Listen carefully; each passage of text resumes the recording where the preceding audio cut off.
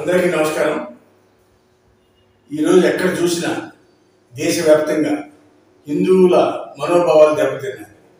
ఎందుకంటే కల్తీ కలిపిన తిరుపతి ప్రసాదం విషయంలో హిందువు అని ప్రతి ఒక్కరు కూడా ఆందోళనకు గురయ్యాడు.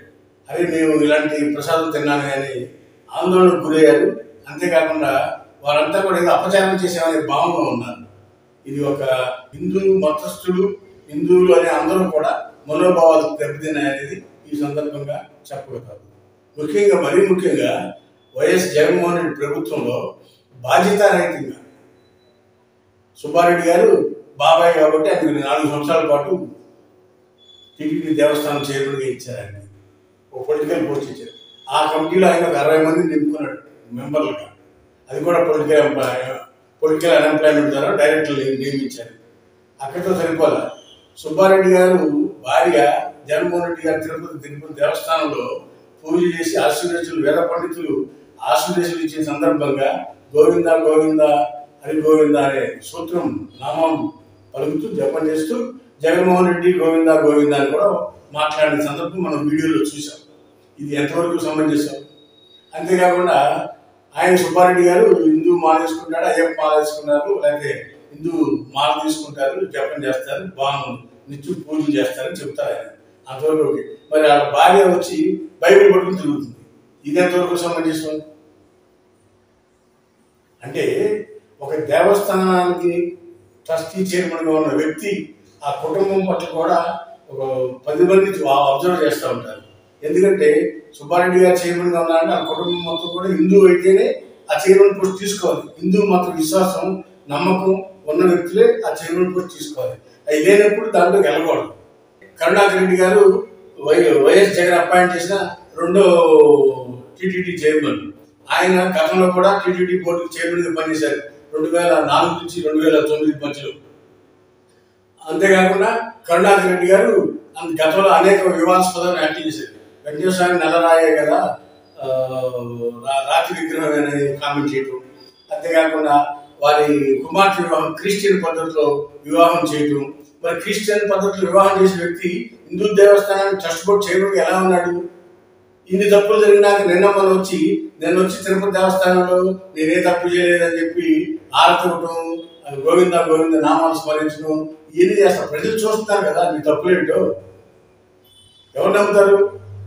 ఇది పోతే 3వ ధర్మారెడ్డి ఈవో గారు, ఈయన కుమారుడు చనిపోయాడు. పాప అదే ఆయన బాధాకరమైన విషయం. ఆయన పర్సనల్గా చనిపోయినాక ఆయన 12 రోజులు అవ్వగానే మళ్ళీ వచ్చి దేవస్థానంలో గర్భగుడిలో విధులు నిర్వహిస్తున్నారు.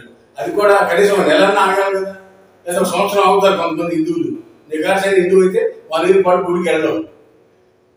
అలాంటి బాధ్యత కలిగిన వ్యక్తి ఆయన 12వ రోజే మన దేవస్థానంలోకి వెళ్ళి ఏమి హిందువులు వీళ్ళందరూ హిందూ మతాన్ని ఏ వైపు తీసుకెళ్తారు? ఈ నెయ్యి కల్తీ కలిపారు.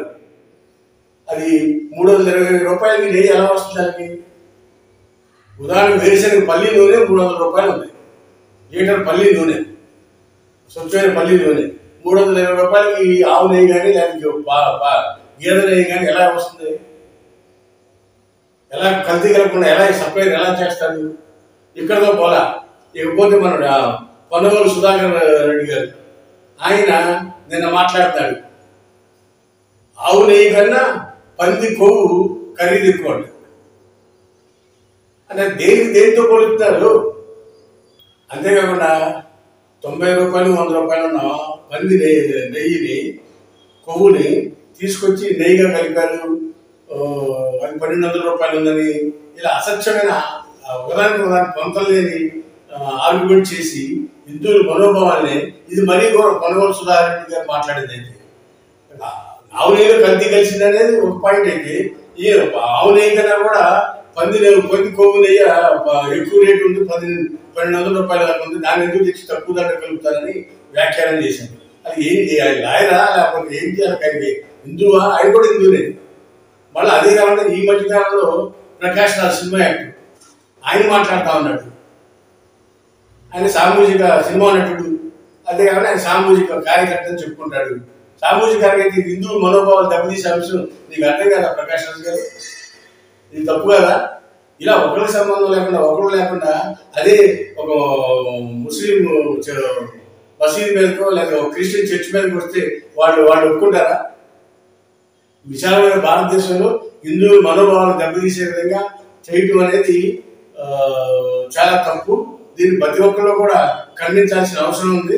ఇలాంటి భవిష్యత్తు జరగకుండా ప్రజెంట్ ఉన్న చంద్రబాబు నాయుడు గారి ప్రభుత్వం చర్యలు తీసుకోవాలని ప్రతి హిందువు కూడా కోరుకుంటున్నాడు. హాయ్ ఫ్రెండ్స్, మా ఫ్యూచర్ టుడే ఛానల్ చూస్తున్నందుకు చాలా థ్యాంక్స్. మరిన్ని లేటెస్ట్ వీడియోస్ కోసం వెంటనే సబ్స్క్రైబ్ చేయండి. అలాగే ఈ బెల్ ని కూడా రింగ్ చేసేయండి.